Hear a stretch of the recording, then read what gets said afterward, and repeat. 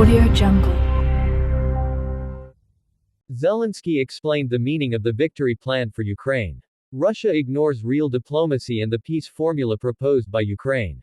If the victory plan is implemented, then the Russian Federation will not be able to continue the war. This was stated by the President of Ukraine Volodymyr Zelensky during a press conference with the head of the Council of Ministers of Italy Giorgia Meloni.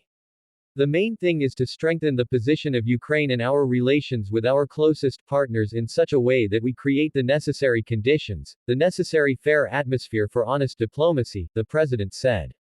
According to Zelensky, the world sees that the Russian Federation ignores real diplomacy and the peace formula, which was proposed by the Ukrainian side to end the war justly on the basis of the UN Charter. However, if the victory plan for Ukraine is implemented, the Russian Federation will not be able to continue fighting and will be forced to go to peace, he said.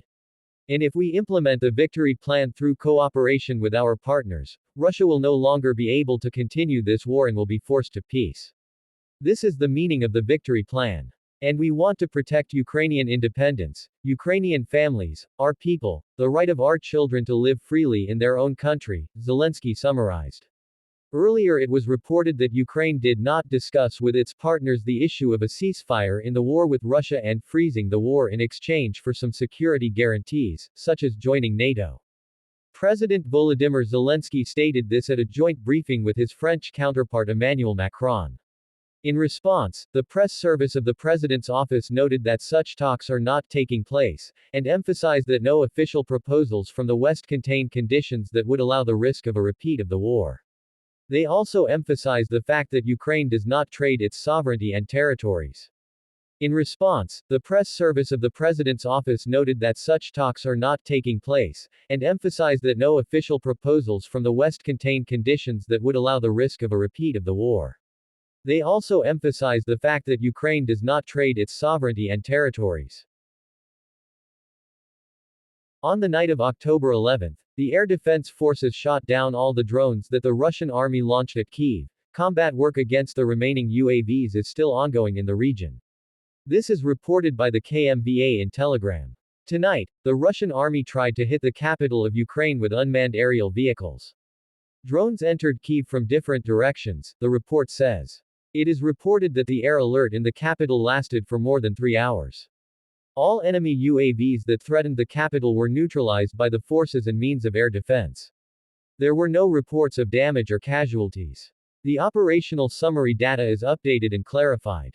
Also, at this moment, combat work is being conducted in the Kyiv region against the rest of the enemy's launched UAVs. The announcement of an air alert in Kyiv is not excluded. On the night of October 11, explosions were heard in Kyiv. Air Defense Forces work in the capital. It was previously reported that 2 people were injured and private residential buildings were destroyed as a result of Russian strikes on Zaporozhye in the morning of October 10. On the morning of October 10, explosions were heard in Kryvyi Rih. The military was warned about drones moving in the direction of the city. In the evening of October 9, the occupiers struck the Odessa region with ballistic missiles. It is known that at least 5 people died, 9 people were injured. The Russians occupied 4 settlements in Donbass, Deep State. The Russian invaders advanced in the east of our country, 4 settlements were occupied. This is reported by the Deep State Project. It is noted that the enemy captured 3 settlements in the Donetsk region and 1 more in Luhansk. The enemy occupied Mykolaievka, Krasny Yar, Kruty Yar, all, Donetsk region, ed. and Myasozhirivka, Luhansk region, ed. is conducting assaults on the Greenway and Novoivanivka, and has also advanced near New York, the message says. In addition, sabotage groups of the enemy in Kamiansk were eliminated, according to the Deep State map. We are talking about the Zaporizhia region, editor's note. Note that there is currently no official confirmation of this information. The Institute for the Study of War (ISW) stated in its report that the Russian Federation had probably recaptured the Vovchan aggregate plant in the Kharkiv region. Also, according to analysts, the Russians could occupy Verkhnekamiansk in the Donetsk region. In addition, the Russian invaders advanced to Terezk in Donetsk region. Anastasia Bobovnikova, spokeswoman for the Luhansk Operational Tactical Group, said that the enemy had captured several streets on the outskirts of the city. She emphasized that the enemy is resorting to scorched earth tactics. Earlier we wrote that the Russian troops managed to enter the Toretsk part of the Donetsk region, and street battles continue in the city. We will also remind you that in September, the troops of the Russian Federation used the force of chemical munitions against the armed forces of Ukraine 250 times. The General Staff described the situation at the front and the number of clashes. During the past day, October 10, 169 combat clashes took place on the front line. The enemy pressed the most on the Lymansky direction. This is reported by the General Staff of the Armed Forces of Ukraine AFU. Over the past day, the aviation and missile forces and artillery of the defense forces have carried out 8 strikes on the areas of concentration of personnel and anti-aircraft defenses, hit 2 control points, an artillery system, a helicopter and an enemy PMM base, the General Staff writes. On the Kharkiv direction, the Russians attacked 5 times in the area of Vovchansk and Tykoy. In the Kupiansk direction, 14 attacks were recorded near Sinkivka, Lozova, Koliznikivka, and Stepava Novoselivka. In the Lymansky direction, the enemy attacked 30 times in the areas of Druzhelubivka, Grakivka, Plashenka, Nevsky, Makivka, Novosadovo, Torsky, and in the Serebryansky forest. In the Siversky direction, 4 attacks were repulsed near Verkhnekamiansky. In the Kramatorsk direction, the defense forces repelled 7 attacks in the areas of Oryhovo-Vasilivka, Chasavoy Yar and Stupochki. The enemy made 8 attacks in the Toretsk direction. 24 attacks were repulsed in the Perovsky direction. The main efforts of the enemy were concentrated in the areas of Selidov, Kruty Yar, Pramen, Lysivka, Myrolubivka, and Kalinov. In the Kharkiv direction, the enemy tried 24 times to break through the defenses in the area of Novoselidivka, Kremenaya Balka, Sukurini, Georgievka, and more. In the Vremysk direction, the occupiers launched 11 attacks on our positions in the direction of the Epiphany. In the Oryhiv direction, the enemy attacked the positions of Ukrainian units near Malaya Tokmachka and Robotany twice without success. Losses of positions and territories were not allowed in the Dnieper direction. Ukrainian soldiers successfully repelled 5 attacks by Russian invaders. During the past day, the defense forces eliminated another 1,140 Russian occupiers.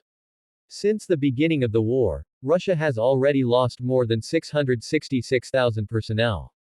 We will remind that in Russia, on the night of October 10, a fuel warehouse was destroyed at the military airfield, Kanska, near Mykop in Adygea. In September, the Russian army lost an average of 1,271 people killed or seriously wounded every day in the war with Ukraine. So, the first month of autumn 2024 became the deadliest for the Russian army. Earlier, on October 9, the defense forces of Ukraine successfully hit the Shahed UAV storage base near Oktябrysky settlement in the Krasnodar region of the Russian Federation. The occupiers hit Odessa with ballistic missiles, a house was destroyed, and there were casualties. On the night of October 11, Russian troops attacked Odessa region with ballistic missiles. As a result of the attack, a 2-story building where people lived and worked was destroyed. Oleg Kuiper, the head of Odessa OVA, announced this. He said that the building was destroyed as a result of an enemy attack. As a result, people were buried under the rubble. 3 died, a 43-year-old woman, a 22-year-old boy and a 16-year-old girl. Another woman later died of her injuries in the hospital. 4 people were rescued from the rubble. In total, 10 people were injured, 9 of them were hospitalized. Currently, law enforcement officers are working at the site of the attack, recording the consequences of the enemy shelling. On the morning of October 10, explosions were heard in Kryvyi Rih. The military was warned about drones moving in the direction of the city. 2 people were injured and private residential buildings were destroyed as a result of Russian strikes on Zaporizhia in the morning of October 10. In the evening of October 9, the occupiers struck the Odessa region with ballistic missiles. It is known that at least 5 people died, 9 people were injured. Soldiers of the Ukrainian armed forces eliminated 1,100 invaders and shot down an enemy helicopter in a day. Over the past day, October 10, the armed forces of Ukraine eliminated 1,140 Russian invaders and shot down one enemy helicopter. This was reported by the General Staff of the Armed Forces of Ukraine. The total combat losses of the enemy from February 24, 2022 to October 11, 2024 approximately amounted to: personnel, about 666,340 plus 1,140 people. Tanks 8,953 plus 8 units.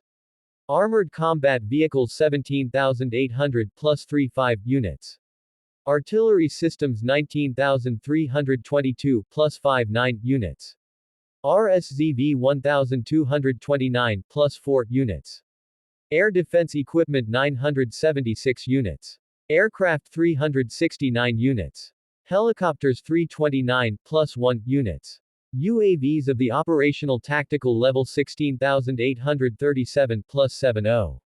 Cruise missiles 2,619. Ships, boats 28 units. Submarines 1 unit. Automotive equipment and tank trucks 26,398 plus 84 units.